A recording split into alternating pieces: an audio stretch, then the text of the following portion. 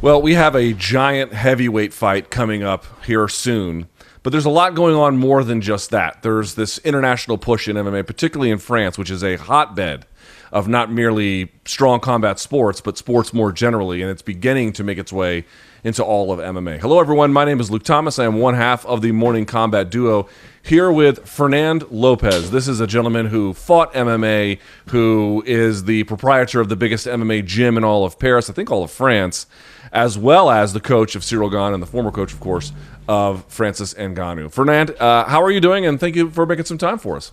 I'm fine. I'm fine, Luke. Thank you to have me in your show. Thank you very much. Well, we're happy to have you. Fernand, let's back up a step. Before we talk about this big fight coming up for the heavyweight belt, I want to talk about France, and I want to talk about combat sports, MMA in particular.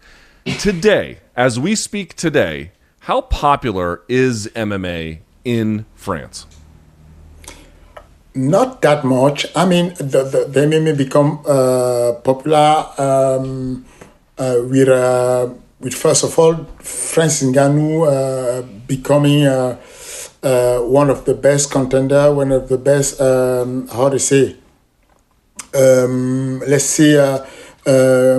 challenger for the belt. And after that, what happened is that the people in France start to have a lot of, lobbying for the MMA. And finally, we got the legalization a year ago. And after that legalization, the thing that pushed a little bit more MMA in France was a bunch of fighters like Ciryl Gane, Nassourdine Imavov, Manon Fiorot, and all these young guys out there from France. So how popular, I don't think is that popular like soccer, but it is becoming popular with the time, with this interim belt and the fight coming up. You used to be a fighter. From the time at which you retired from fighting until today, how many more MMA gyms and fighters are there in France? Oh my God, that's so many. I mean, the number are exponential. I can count. Like when we go back from when I was fighting, like 10 years ago, I don't even know, 9 years ago, there were couple of gyms, like I don't know, probably 30 gyms, and now we have probably 1,000 gyms. I don't know how. I didn't count. I don't really know exactly the number, but to be honest with you, now in France, people that we think are doing MMA are around 50,000 people. While that time back then there was only like maybe 1,000 people. If you're a top French fighter, but let's say still early in your journey, where do you mostly fight? In the UK or other? Like where do you go? That was mostly in France because we didn't have MMA, but we have such of mixed martial art named Pancras, which is MMA without ground and pound. So you could bring your opponent down, but then you start grappling, but no strike on the ground. So mostly of the time, most of the guy that fought that you see in the UFC fought in that organization. I fought in that Pancras. Francis fought in that Pancras. Taylor Lapillus fought there. Michael Lebu fought there. All those young people that was in the UFC, and eventually they will marry to go to Sweden, England, UK, Germany, it's Italy, Spain. I mean, all over Europe, there's a lot of MMA there. So the best country for a young man to fight will be Sweden and UK, I think. Where you have the best challenging place. What was the objection in France about legalizing MMA until recently? What were people saying there? People were just saying that MMA is violent. I mean, that what they were saying is that this is a sport that very dangerous, and because of that, they should ban the sport. But yeah, the people, they just thought the two men who were minister of sport thought that sport was dangerous because they were scared of the sport. They didn't know the sport. And then we have that minister of sport, a woman, very brave woman, who shows up in my gym and go there to try to understand how this works, how we teach class to kids, how we teach how we work, how is the business model of MMA, of sport. And going from there, she decided to legalize the MMA. How much MMA is on French television? Now a lot. Now a lot of French television are fighting to get the MMA right TV. I mean, like there's a lot. Like my show, RS, coming up on December. I'm still fighting with I'm still have some negotiation of a lot of TV that won't be part of that. So as soon as the Minister of Sport legalized the MMA, right away the French people on TV did understand that sort of sport will be increasing a lot, and the growthness of that sport was so fast that they signed a lot of shows. And so the television is really involved on everything concerning the MMA. Yes. And as I understand it, like, French judo is a very popular and powerful entity. Like, were other martial arts, established ones, were they for MMA being legalized? Were they against it? Did they not weigh in at all? What position did they take? They were against it, but as soon as they find that the force was going with the MMA and against them, they right away understand that they should get on board. And then right away, they shows up as a federation who was claiming to work with MMA, and they eventually have, they apply to get the MMA in their federation, to be honest with you. Interesting. Now, how does it work? Like, how many fighters do you have training with you at your gym, MMA Factory, that aren't French, or at least, close by, like Belgian or something like that? How many are from totally foreign places that came to Paris to train? Well, we have 700 people at gym, and in that 700 we have 100 of people that are professional, like they have shadow topology and they're fighting. They are professional. So in that 100 people, you have like 90% of French people, only 10% coming out of France. Wow, only 10%? Yes. And so the rest are from just all over? Yeah, most of that's crazy, because on that 10% you have like 50% coming from Dagestan, from Chechnya, Dagestan. We have a lot of people loving MMA and loving the MMA factory story in Russia. That's crazy. I don't really. That's my committee manager. They told me that the place that you have the more engagement in is Russia and Dagestan and Chechnya. I don't know why. And then Africa, and then of course Europe. All right, so let's talk about Ciryl Gane. How did he end up in your gym? How did how did your relationship with Ciryl begin? Kind of crazy story. I was in my gym, and then this guy shows up. He's one of the best chefs in France. He has a restaurant. He do have 3 restaurants, and I used to go in his restaurant. So he shows up in gym and told me, "Look, I have this kid. He like the way you teach people, and he want to be part of your gym just because of the sparring."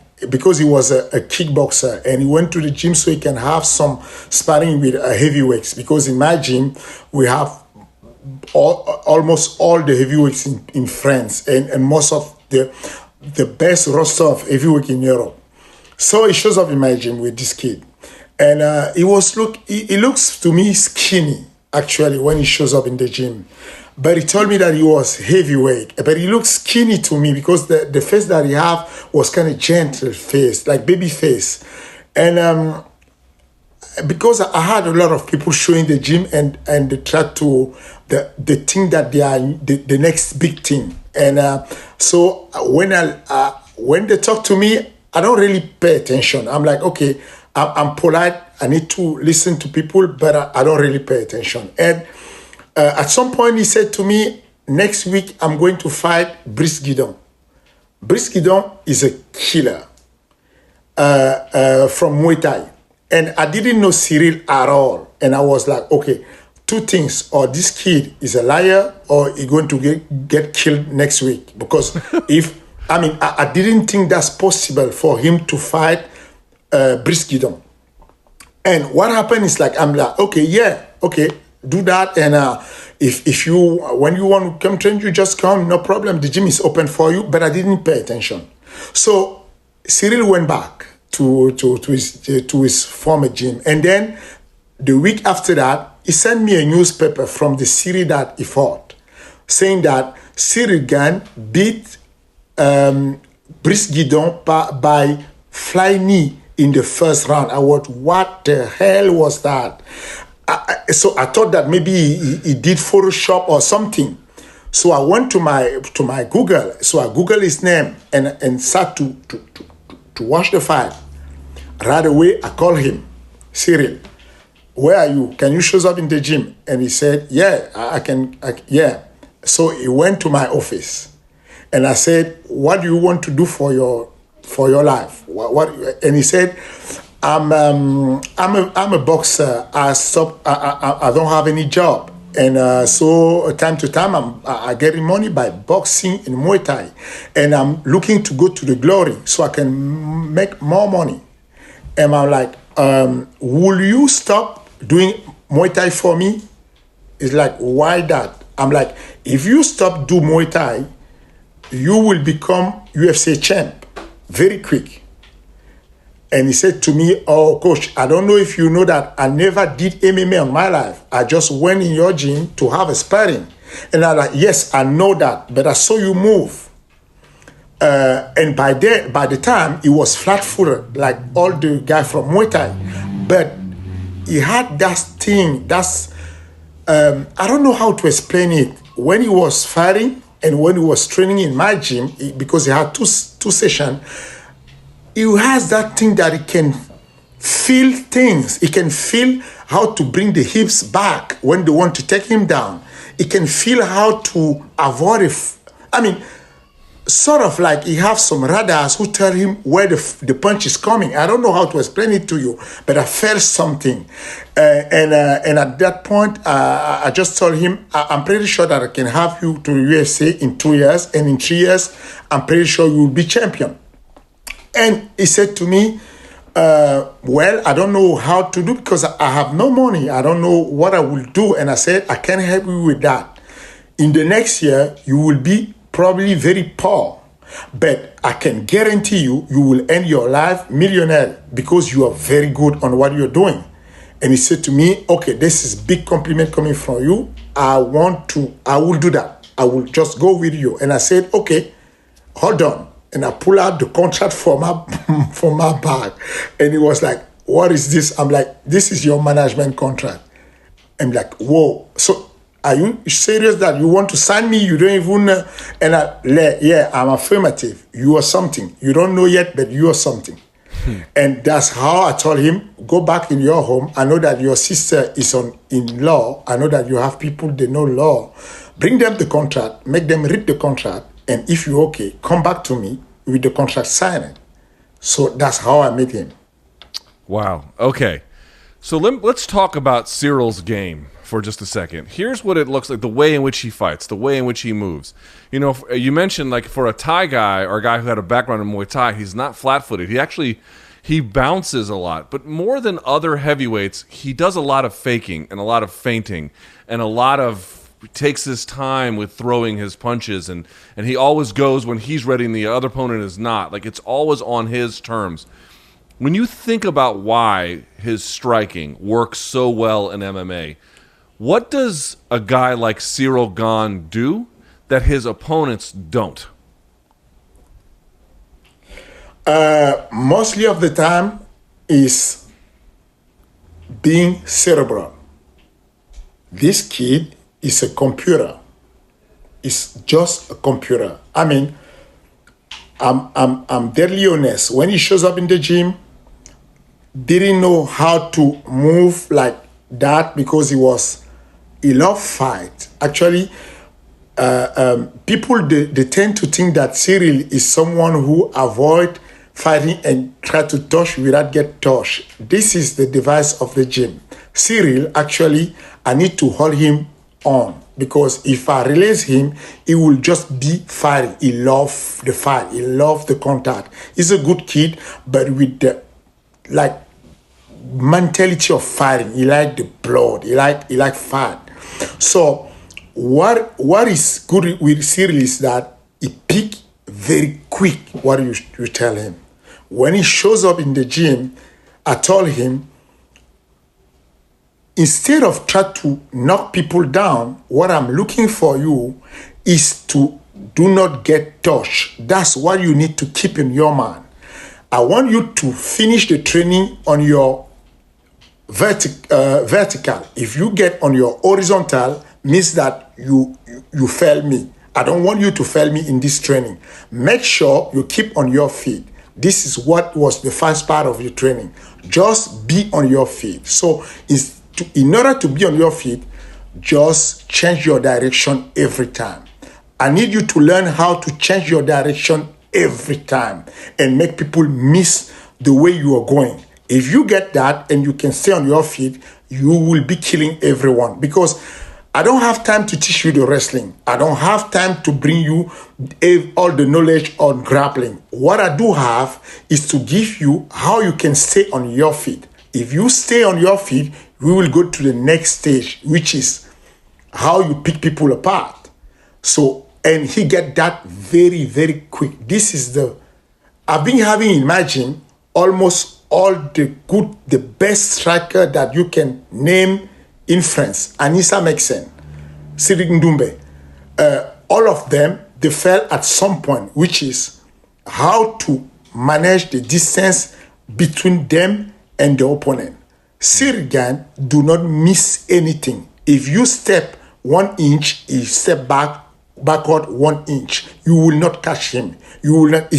There's no one who can be the losing like him. I mean, he learned that, and then to make that happen and to make that work, the only conditioning that I had for him was bouncing in what we call in conditioning training plyometry. Plyometry is one of the methods that you just bounce around to help your legs to be ready to bounce every time, and that become an habit for him. When we started training, each session, before every training session, he needs to give me 30 minutes at least of bouncing around some mark that I have on the ground with the strategy how to move around that mark. If he go in vacation, his wife will record him doing that game every single day and make sure that he carry his 250 pounds like a flyaway. That's what he is doing. I mean, he's very smart to understand that this is for his best interest. And when you understand that this is good for him, you will not need to push him. He will do that all day. I guess what I'm asking is, do you try to teach that style to all of your heavyweights, or did you just try it with Ciryl? Okay.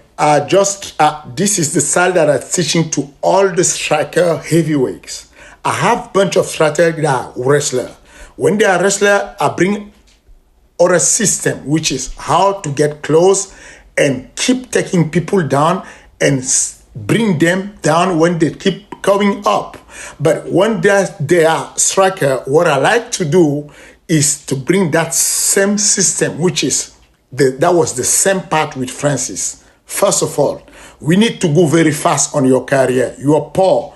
We need to make you rich. If you will become rich, you need to go very fast to the belt. If you want to come very fast to the belt, then I need you to just do not get touched. Because if you can block a punch, then your distance allow the wrestler to take you down. Don't block any punch. I want you to step in and step back. I want you to touch and avoid the punches. I need you to take some angle to do not get touched. I need you to do not throw anything. If the guy is in a good position, he give you the punch back. What is kind of weird? Do you not notice that every time that Ciryl Gane is throwing a kick or something, the opponent cannot strike back at that time, especially at that time? Like, if you take Dos Santos, he was taking some kicks like someone who didn't know how to check kicks. This is because the body language of Ciryl will make you think, will put you in the situation that you cannot strike back. You can, you just can. He will play with you and like, okay, if I have two fighters, there's fighter that I will say, don't low kick. If you low kick, he will counter you with a big right hand and you're going down. But with Ciryl, I can afford to say him, give me the low kick, because I know that he is so smart that the only time that he will throw the low kick is when you're out of balance, that you cannot strike back. There's no way you're striking back. It's a computer. I see. So the idea is you definitely try to teach other kinds of fighters who are heavyweight this style. It's just that Ciryl is the best at making it work. Thank you. This is, like I said to you, if you take back the best version of heavyweight that you ever had, which is Francis Ngannou, I can show you now tapes, so much hours of tapes of Francis Ngannou bouncing on the leg, bouncing, like just 1 hour bouncing, because I told Francis, you cannot match on wrestling with Ken Velasquez. You can match on wrestling with Curtis Blade. The only thing who will save you is to keep you in the position that you can throw that haymaker that you have. You need to stay on your vertical. If you go on your horizontal, then you're fucked. You can make it long way. That's the only thing that I've been bringing to all this fighter. And to be honest with you, this is one of the things that started the fight against Francis and myself, because in the fight against Stipe Miocic, in the training camp, he didn't want that training. When he went back from Vegas, he told me, I don't want to do this because I feel I'm tired on my leg. I don't need to do this. I think I can make it with just walking him down. I don't think I need to bounce back and walk around. And I was like, can we have a meeting with all the coaches? Because this is the key. This is how you made all your career. If you stop bouncing back, if you start moving, you will need to be a very good wrestler. Okay, that do not mean that I didn't train wrestling. We were training wrestling. Like, whenever I have time, that when the fight is finished and I have time to make him progress, what I'm doing is 90% training around wrestling, 85% at least training in wrestling and grappling. Whenever they give me the date and we have the strategy, we forget about wrestling, which is plan B. We go back to plan A, which is do not get touched. I guess what I was going to ask about, how come we're just now seeing in the heavyweight division in MMA fighters like Ciryl Gane, the ones who can step and manage distance, and it matters to them to touch and not get touched. For most of MMA has not been like that until recently. That's especially true in the heavyweight division. Why are these things only happening now? Because it seems like what Ciryl does, the other guys don't know what to do with, which tells me that what he's doing, more people are going to copy in the future. You're right. I'm pretty sure that the people coming back, like Thomas Pinal, will do that because he's kind of smart. he know how to pull himself back. When he fought against Alain Boudot, which is one of my heavyweights, I think even Thomas Pinal wasn't that in danger against Alain Boudot because of his education to get in, touch, and get out without get touched. He did that several times. And when he found out that Alain Boudot was about to start to throw elbows, what he did, guess what? He just leveled chin and took him down. This is the next generation. I think Ciryl Gane is a little bit in advance with his age. What I think is that heavyweight is one division where people rely on the strength. They are so powerful. When you're kind of powerful, it's easy to rely on the power. I mean, it's very hard for you to try to swim when you can just push someone and bench him like you was in the gym. Just push him. You don't want to think about how to swim and try to, that's biomechanic. That thing about techniques is kind of hard to teach to a heavyweight. That's why I'm telling you the factor, the X factor for the heavyweight is about fight IQ. Because you need to have a big fight IQ to accept, to think about, I need to be smart. I need to rely on my fight IQ instead of rely on my strength. I need to manage my cardio, my stamina. Because when you use your brain, then you can save energy. You will never see Ciryl Gane tired because he don't put himself in the situation to get tired. You will never see, how do you make to have a fighter like Ciryl? If you take out Volkov, he never get a bruise on his face. Get to the belt without any bruise on your face when you take out Volkov, that's crazy. Okay, how do you do to have a guy that never get on his back? Not once. This is not casual. This is because it's methodical. It's very smart. The smart people, okay, they say that a smart guy know what to do not say when he speak. And they say the wisdom say that the wise guy know how to just shut them out. This is the difference. If you are not smart enough, you will get yourself in trouble, and then you will have to sprawl, and you have to show people, oh, I know how to have a good defense takedown.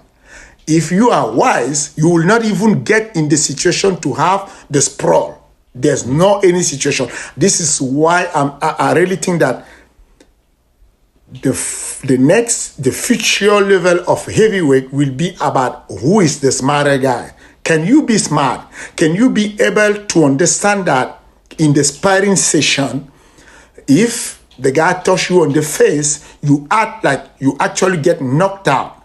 Do you know how smart that is? Ciryl Gane is training with people like Nassourdine Imavov, who is middleweight.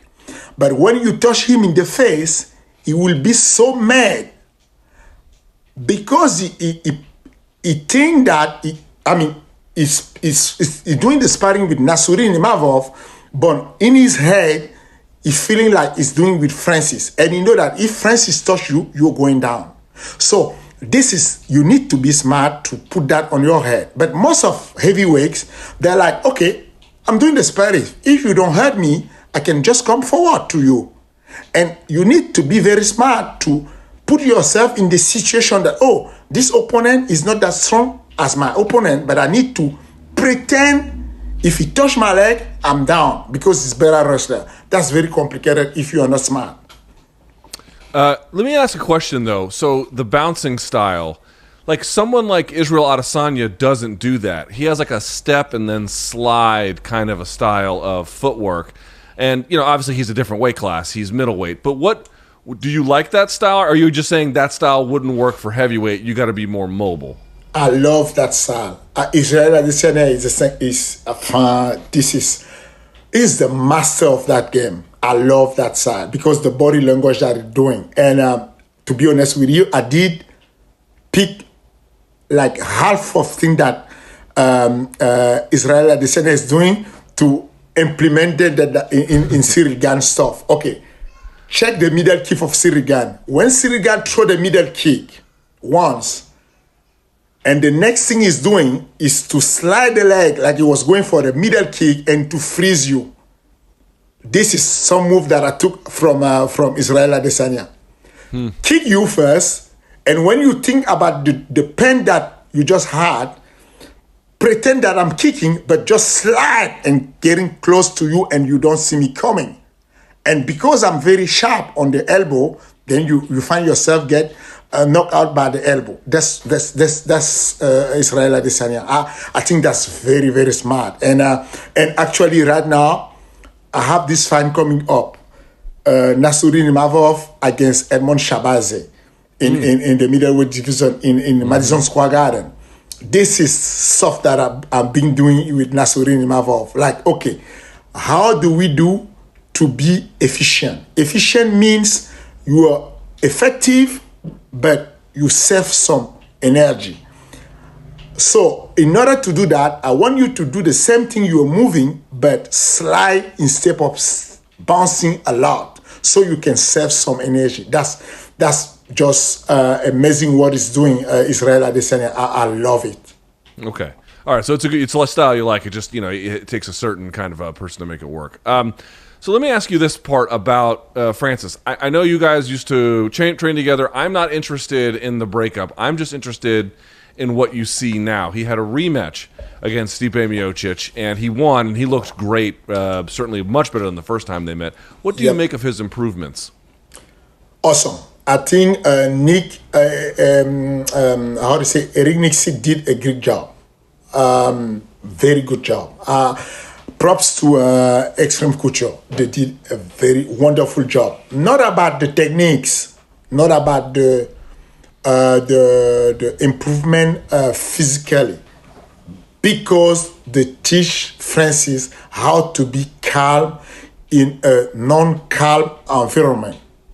There's something very rare for people to keep composed when the situation is very chaotic. This is what they did. This is what made Francis become what he becomes, which is because Francis is a freak since the beginning. The narrative of Francis become better on wrestling is not true. The narrative of Francis become better off techniques is not that true, because if you go back to if you check now on your computer and you go back to the open workout when I was training Francis at the time, you can see the high kick, you can see the spinning kick, you can see the spinning elbow, you can see every champion submission and every champion striking. But this is something to train on that, and it's another thing to be able to put that in the real situation. That's what Eric Nixie did, and that's what I have a lot of respect for him. That was a hell of a job to bring that concentration, that calm to Francis, and to because Francis is he have the power that we never been seen ever in heavyweight division. He's pretty quick for his weight. He has his chin. He have a decent footwork. He's very good on that. And the only thing that he didn't have is to be calm to see things that you have to see.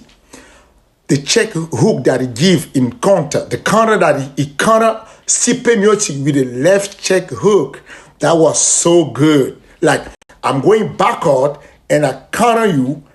I've been teaching this to Francis a long time ago. I can show you tapes. But have Francis do that in real time, that's amazing. That's why I think it's very good for him to have switched the gym. So, because that means that he found the peace, and when the guy is on peace with his gym, with his coach, and that can work, perfect. There's nothing to say about it. Very good.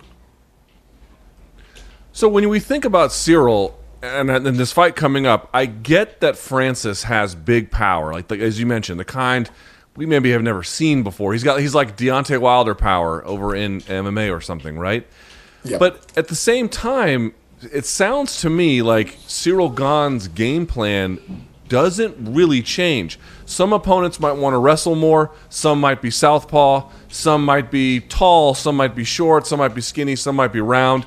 And so it sounds like there are a few things you have to change here or there. But is it fair to say it doesn't really matter who Ciryl is fighting? The game plan is mostly the same. Almost the same. The slight thing that you say about changing, that's the high level. In the high level, actually, you don't really change things a lot. Good fighter, they don't make mistakes. Great fighter, they do not make mistake at all. On their prime, they do not make mistake. What I'm trying to say is that when you are doing a sprint and you're running, okay, and you're a sprinter, I mean, the difference that you have to do to beat someone for a 10 second is so slight, so small. That's the same thing in MMA. You just have to change something. Okay, you need to fight Jezino. Okay, you know what? Just need to move a little bit more because the same game plan, but move a little bit. Oh, you need to fight Volkov. You know what? Ciryl, I have a bad news for you. You will get touched this time. And the good news is that if you accept to get touched, you will beat Volkov easily. I just need you to accept that you will get the bruise this time. You will get hurt this time because there's no way, I don't know the way that I can teach you to beat Volkov without getting in the fire. You will need to get inside the fire to get that victory. This is the slide that we need to change. Every time there's a small thing that you need to change. But if you find your way, as a fighter, I spend my time trying to find my way. I didn't know what to do. When I lost by submission, the next thing I will go to the gym and try to do grappling. And then the next time, if I love with KO, I will go to the boxing. I couldn't find my way properly. When I start to get smart and understand the game of MMA, what was my way, that was in the end of my career. I was proud to have some last win before stopping, but I did understand I'm not smart enough for this game. When you find your way to fight and you find your way to get victories, you just need to change a little bit. Like, okay, I need to fight Derrick Lewis. If I want that belt, if I want to make a statement, I need that TKO or the KO. Okay, this is what we do. We start slowly, we collect the data. When you have much of data, we will press, and we will finish him. This is how you win the fight. This is how you change a little bit things. Yeah, the game plan is almost the same every time. All right, so then, last question for you. We really appreciate your time here. I could go on forever, but in the interest of brevity, let me ask this question. I know that you think, and the odds makers agree, that Ciryl Gane is going to win, but what do you think the fight, and this will be January 22nd for UFC 270, in your mind, what does the fight look like? On January 22, that will be the time to know if the size matter or if the brain matter in the heavyweight division. That's it. I mean, that will be just is the best form of power will beat the best form of fight IQ. This is what we're going to look. So I really think that we will have no choice to have a dogfight here. I don't think there will be other way to do that. Because why? Because I know both mentality. Francis will not accept to get humiliated. No matter what they say to him, he will not accept to get humiliated. And if he do not get in fire, if he get in fire, he's taking a lot of chance. If he do not get in fire, he will get humiliated because the level of techniques is so different that they will see someone very, very sophisticated against someone who do not know how to box actually. And that's something that he will not accept. So no matter what we do, we'll go for a brawl. Well, I can't wait for it. I wish you luck on your Aries Fighting Championship, your show. MMA Factory is the gym in Paris, France, and Fernand Lopez is the man. January 22nd can't come soon enough. I appreciate your time, Fernand. This will not be the last time you and I speak. I look forward to many more conversations, but I thank you just the same for this one, and I appreciate it so much. Thank you very much, Luke. Thank you for your show. And Morning Kombat is the place to be. I'm very honored to be with you in that show today, and I'm looking forward to do that again. Thank you very much. Thank you, Fernand.